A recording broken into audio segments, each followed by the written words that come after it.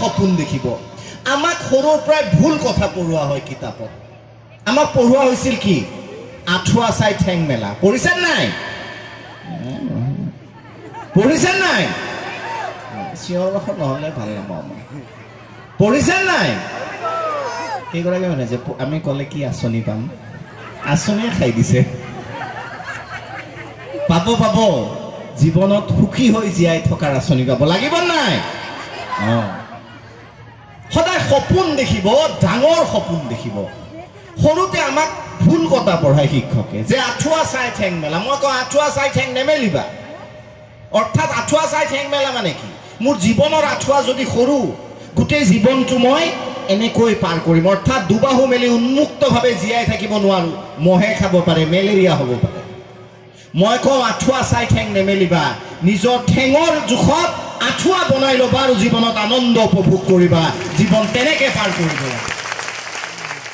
যিসকল মানুহ সফল তেওঁলোকৰ আৰু আমাৰ মাজত পাৰ্থক্যটো এইটোৱে যে আমি সপোন দেখিবলৈ ভয় কৰোঁ মোৰ আই অত্যন্ত সাহসী পৃথিৱীৰ অন্যতম সাহসী মহিলা সাধাৰণতে ব্যক্তিগত কথা মই নকওঁ কিন্তু আজি যিহেতু এটা ঘৰুৱা পৰিৱেশ আছে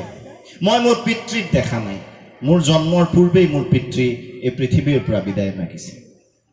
কিন্তু এগৰাকী নাৰী দেখিছোঁ যোদ্ধা ঘৰত হয়তো নৱদাই কিছু অংশ জানে যে খেৰি ঘৰ হ'ব পাৰে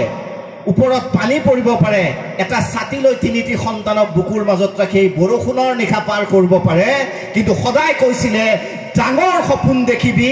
বিশাল সপোন দেখিবি আকাশ চোৱাৰ হেঁপাহ মনত ৰাখিবি জীৱনত সফলতা আহিব কি ঘৰত জন্ম পাইছা কিমান টকা উপাৰ্জন কৰে পিতৃ মাতৃয়ে গুৰুত্বপূৰ্ণ নহয় ভূঞা ডাঙৰীয়া আঙুঠিৰ কথা কৈছে পিতৃৰ তাৰপিছত কৈছে যে মোৰ সপোন জাগিছিল যে যিসকল ব্যক্তি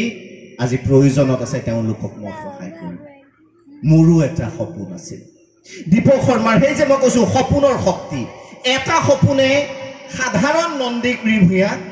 অসাধাৰণ কৰি আজি এইখন চকীত বহিবলৈ সামৰ্থ্যৱান কৰিছে প্ৰত্যেকগৰাকী ব্যক্তিয়ে প্ৰত্যেকগৰাকী পিতৃ মাতৃয়ে বিশাল সপোন ডাঙৰ সপোন দেখা উচিত মোৰো এটা সপোন আছে দীপক শৰ্মাৰ বয়স ৬-৭ বছৰীয়া বহুতৰ সপোন এনেকুৱা ডাক্তৰ ইঞ্জিনিয়াৰ এনেকুৱা সপোন মোৰ এইবিলাক সপোন নাছিল মানে সহজ ভাষাত ঘৰুৱা ভাষাত ৬-৭ বছৰৰ পৰাই মোৰ সপোন আছিল অকণ লেবেল দিয়া অৰ্থাৎ মই ঘৰুৱা ভাষাত কৈছোঁ যাতে বুজিবলৈ সুবিধা হয় অৰ্থাৎ মানুহে মোকো চাওক মোৰ কথাও শুনক আমাৰ ওচৰত যেতিয়া ৰাজহুৱা সভা হয় মিটিং হয় ৭ বজাত যদি মিটিং মই ৫